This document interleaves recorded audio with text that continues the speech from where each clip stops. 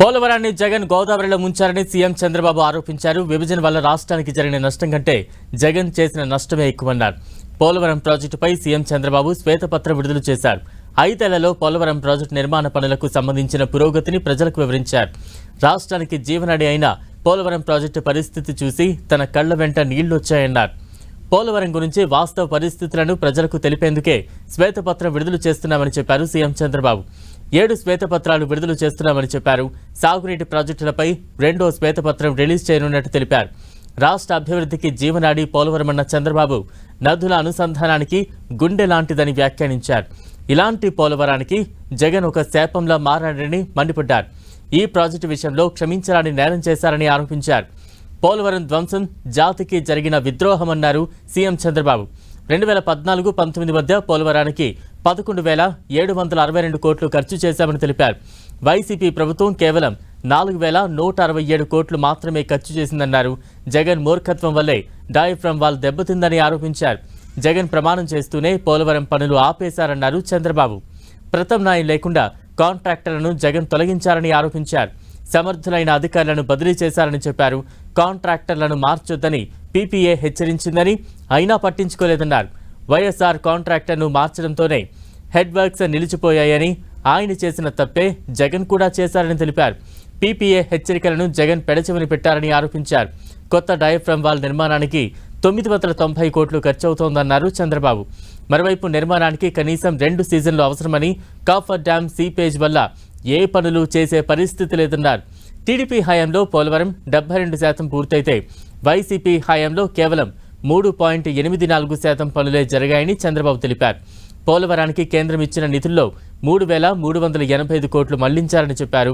TDP హయాంలో పోలవరం పనులకు ప్రశంసలు దక్కితే వైసీపీకి పీపీఏ, ఐఐటీ నిపుణుల చివాట్లు దక్కాయని విమర్శించారు. పోలవరం మరమ్మతుల కోసం అమెరికా, కెనడా నుంచి నిపుణుల్ని రప్పిస్తున్నామని చెప్పారు.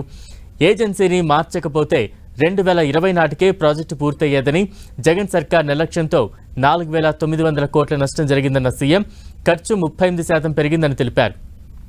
కేంద్ర ప్రభుత్వ తోడ్పాటుతో సవాళ్లు అధిగమిస్తామని సీఎం చంద్రబాబు చెప్పారు.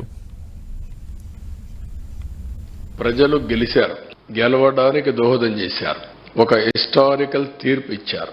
రాష్ట్రం నిలబెట్టడం ఇప్పుడు అందరి బాధ్యత. అది మేము బాధ్యత తీసుకుంటాం. అదే సమయంలో ఎప్పటికప్పుడు ప్రజలు కూడా సహకరిస్తే తప్ప సాధ్యం కాదు. అందుకే మొట్టమొదటిసారిగా 7 వైట్ పేపర్స్ పబ్లిసైజ్ చేస్తున్నాం. నదుల అనుసంధానానికి గుండె పోలవరం. ఇటువంటి పోలవరానికి జగన్ ఒక శాపంగా మారాడు. ఏ విధంగా శాపంగా మారాడు? ఏ విధంగా ఒక క్షమించరాని నేరం, జాతికి జరిగిన విద్రోహం. రాష్ట్రాన్ని నాశనం చేసే హక్కు ఎవరికీ లేదు. చేత కాకపోతే ఇంట్లో ఉండొచ్చు, కానీ ఒక మభ్య పెట్టి పదవి పొంది తద్వారా మోసం చేయడం చాలా. ప్రజలైతే ఏకపక్షంగా ఎన్నికలు నడిపించారు. తెలుగుదేశం పార్టీ పెట్టిన తర్వాత ఇది ఒక హిస్టారికల్ ఎలక్షన్. ఆల్ ఇండియా లెవెల్లో కూడా ఇటీవల సీట్లు గెలవచ్చేవో కానీ ఇంత పెద్ద విక్టరీ ఎక్కడా రాలేదు. ప్రజల్లో ఈ మార్పుకు కారణం ఏంటని అన్వేషిస్తే ఒక పక్క జరిగిన నష్టాన్ని గుర్తించారు, ఇంకొక పక్క ఇన్ని రోజులు ఏ విధంగా అణగదొక్కారో అవన్నీ కూడా భరించి ఒక ఫ్రస్ట్రేషన్లో ముందుకు వచ్చే పరిస్థితికి వచ్చారు. ఈ ప్రాజెక్ట్ని పూర్తిగా సర్వనాశనం చేయడానికి వైఎస్ఆర్ కాంగ్రెస్ పార్టీ అహంభావంతో జగన్ చేసినటువంటి దుస్సాహసం, నేను ఆ వర్డ్ వాడుతున్నా, దుస్సాహసం. దాంతో ఈ విధంగా ఏ పరిస్థితి వచ్చింది. అందుకే నేను ఒక మాట చెప్పాను, అర్హత లేని వాళ్ళకి అధికారం వస్తే ఇవే జరుగుతాయి. ముఖ్యమంత్రిగా కాదు, రాజకీయాలకి అర్హత లేని వ్యక్తులు. ఇప్పుడు ఈ ప్రాజెక్టుకి ఏ పరిస్థితి వచ్చిందంటే, కేంద్రం ఇంటర్నేషనల్ ఎక్స్పర్ట్స్ ఇన్వైట్ చేసింది. మొన్నే ఒక జీవో ఇష్యూ చేశారు. అమెరికా నుంచి 2, కెనడా నుంచి 2 ఎక్స్పర్ట్స్ని పెట్టి ఎవ్రీ మంత్ 10 days ఇక్కడ ఉండి అధ్యయనం చేసి రికమెండేషన్లు ఇమ్మని. ఇక్కడుండే సిడబ్ల్యూసి, సెంట్రల్ వాటర్ కమిషన్ చేతులు తీసే పరిస్థితికి వచ్చారు.